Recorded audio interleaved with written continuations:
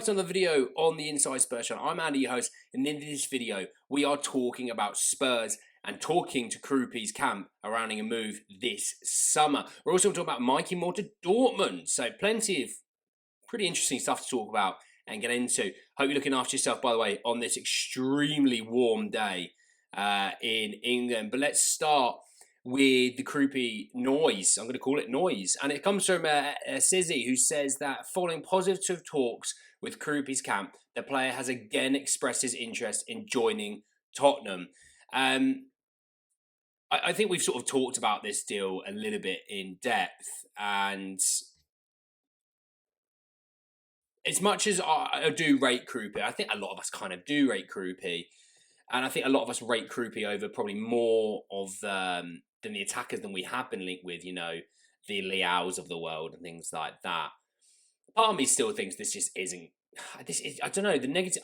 I guess I'm still built up with the idea of I'm shocked that Sandro Tonali got done. I'm shocked that Matheus Fernandes got done. I should be a little bit more open-minded, but I just don't think it will happen. I actually think he might stay at Bournemouth this year, just purely on they don't want to sell.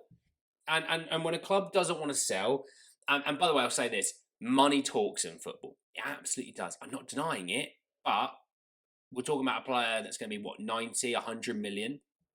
Spurs, obviously, we know are happy to spend that money.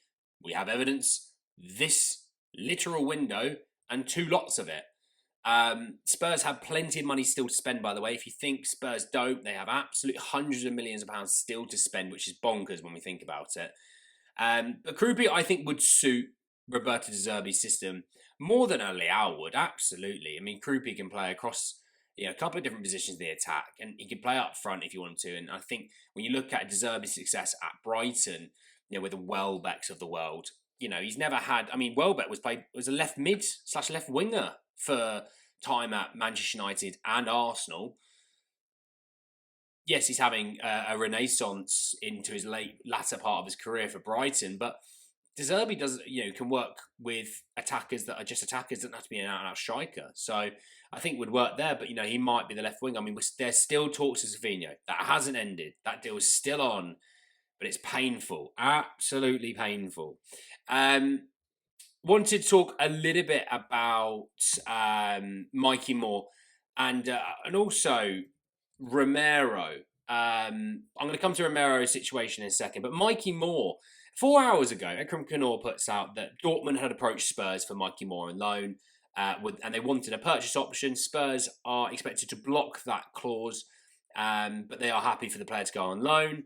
But Prem Inside an hour ago said that Mikey Moore to Dortmund on loan, no buy option. So there you have it. It looks like Mikey's set to go there. Obviously, with Karim Adeyemi looking like he's going to Barcelona, which is a proper little career mode move. That's a really weird one. There is going to be minutes in that Dortmund side for Mikey to get onto. And look, if Mikey goes out there and plays decently regular enough minutes and does well,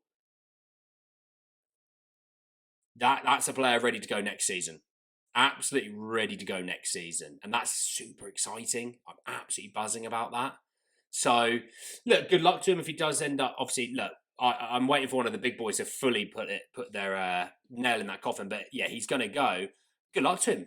What a move that is for him, by the way. He will develop immensely in a good side playing Champions League football. Good on him. Good, absolutely on him. And the last one, Alistair Gold talking about Romero, saying that Romero's had obviously long-term interest from Atletico Madrid. Barcelona are also reportedly considering a move. The issue is Spurs' price tag. We know that Inter are interested in Romero. But, I mean, let's be real, lads. You're talking about a guy who... He is a good player, regardless of what we all think about it. He is still a very, very good player. And they talk about people wanting to offer 30 million for him. And it's like, sorry, don't want to be that guy. He's got 3 years left on his contract. He's still a very good defender. We have had lesser defenders being bought for double, if not triple that, with similar amounts of time left on their contracts. He's got 3 years left. He's not got 1 year. He's got 3 years left. The price tag should be about 60 and above, not 30. So, look, God loves the hopeful and God loves the triers and God pities the fools, because 30 million, I don't I don't even know what 30 million would get you in terms of like a quality defender. It wouldn't. I don't know why I'm saying that. It wouldn't. I mean, Dragic was 20 million.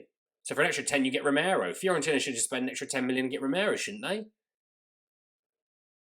I love the optimism. Positive reinforcement and positive affirmations in life certainly go a long way. But they can only go as far as an IQ or two will take them, you know. So let's wait and see how Romero. Obviously, still got time in the World Cup. Argentina obviously still within the tournament tree, so we'll have to wait and see. Obviously, France, Morocco tonight. I hope you all enjoy it. Let me know your thoughts down below on Mikey, on Romero, and of course Krooppy.